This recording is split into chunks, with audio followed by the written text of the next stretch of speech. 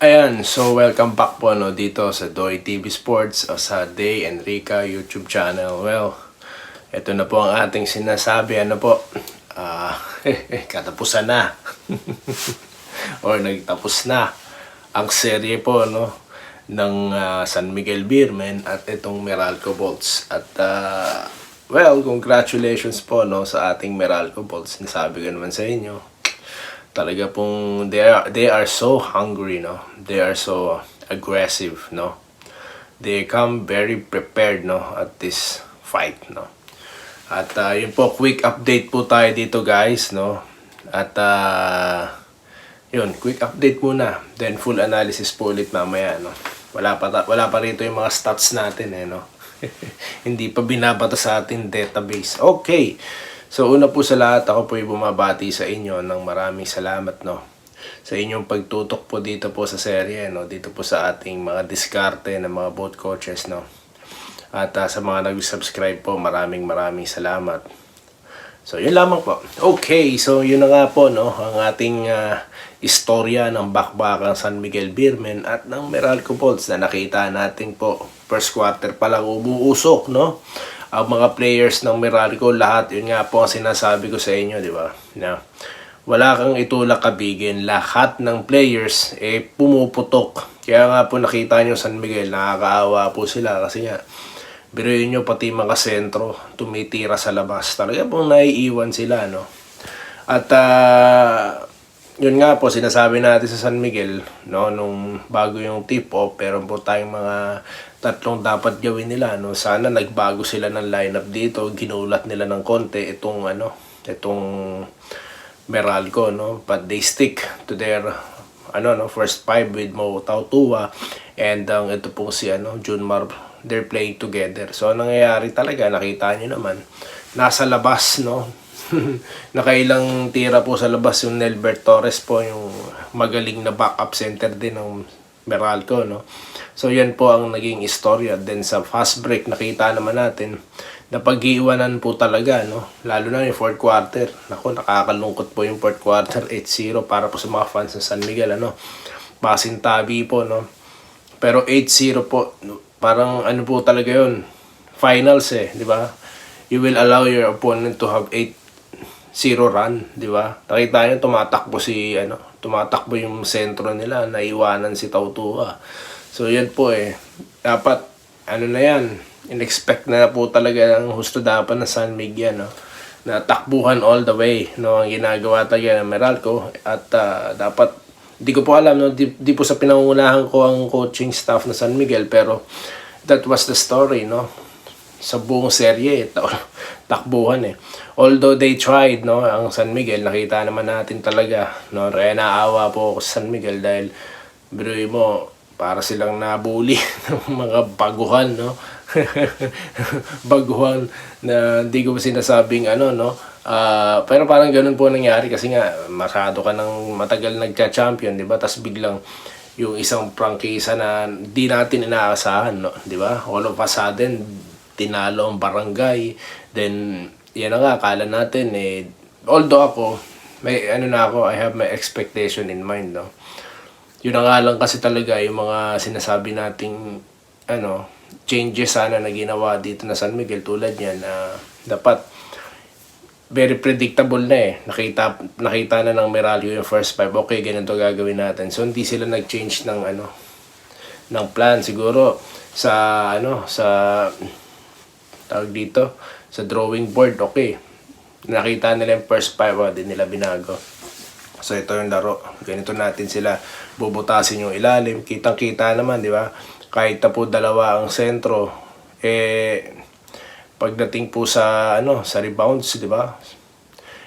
Talagang lumalaban po Meralco kasi nga po yun nga po sinasabi natin na diyan po magsisimula ang ang fast break points nila, or yung transition offense po ng Meralco. Yan po yung sinasabi natin.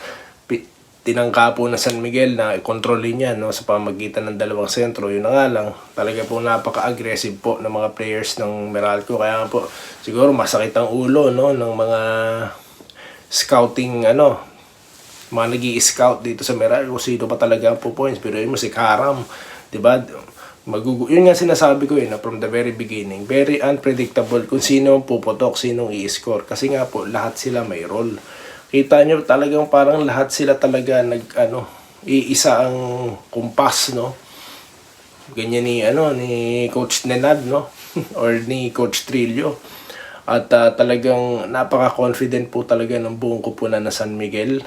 Ng Meralco rather. Bagamat humabol po San Miguel, tinambakan sila ng 17 points, no. Nakaabot po sila, no, hanggat sa yun na nga. 2 lang po ang lamang, di ba? Bakpakan po hanggang katapusan. Talaga po yung championship mentality po ng San Miguel nandun. Yun na nga lang. Wala po talaga, mahirap po talagang labanan ng isang kupunang aggressive mga bata, di ba? Yan po. Yan ang istorya for every league. Basta veterano, basta rookie, no? Kumbiyansado, well motivated itong mga to, halata naman, no? Kita nyo naman. Talagang yung design ng play, lahat po may pagkakataong umiscore, maglaro, di ba?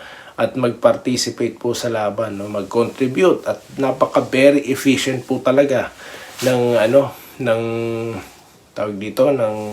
mga players nila, di ba? Nagagamit ang mga husay nila, Magaling po talaga ang coaching staff ng Meralco at ito po naging istorya, no?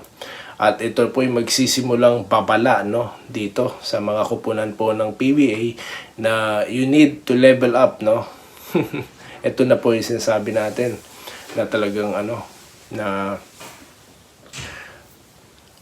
dapat nang mag-level up ang ating coaching style from old style basketball, traditional type of basketball, old setup. Ito na po, binuksan na po ng Meralco ang panibagong chapter, At hindi lang yun, napaka-level up po talaga at nakikita nyo ang galing, ng coaching staff sa pag-design ng mga play. Lahat po tumitira ng tres, nakita nyo naman.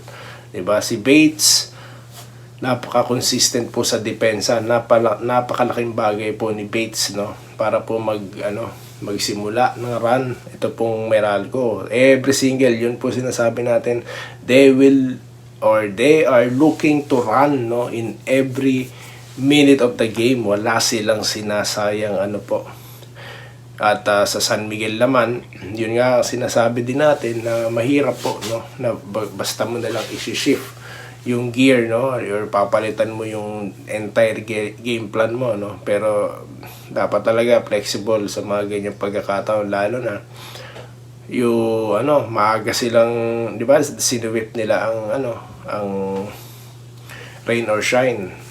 Dapat maaga pa lang nakita na nila ang magiging diskartihan ng Meralco, di ba? Dapat matagal nang na-research, may pagkakataon sila. Pero nakita natin dito sa serye, talaga pong na-outrun sila ng Meralco. Katunayan yan, nakuha po ng Meralco ang kanilang unang kampyonato, kaya po sa mga taga SMB, di ba po, tapos may susunod pa pong komperensya, Kaya wag po tayo malungkot dyan. At sa Meralco naman po, congratulations po sa inyo, no? Sa buong pamunuan ng Meralco, baka naman. Baka pwede nyo nang mag-libre kayo ng bill. O baka pwede naman mayroon kayo dyang konting discount, no? Para naman po maramdaman ng sambayan ng Pilipino ang inyong pagkapanalo at lahat ay magdiwang. Advice ko lang po to. So yun lamang po, at muli maraming salamat po sa inyong pagsuporta po dito sa ating serye, no?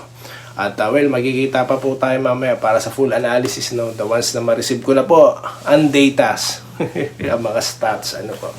So yun lamang, this is a quick update at muli maraming salamat at magandang araw, magandang gabi sa inyong lahat. Salamat po sa panonood. Subscribe na para sa mga susunod na basketball at boxing videos.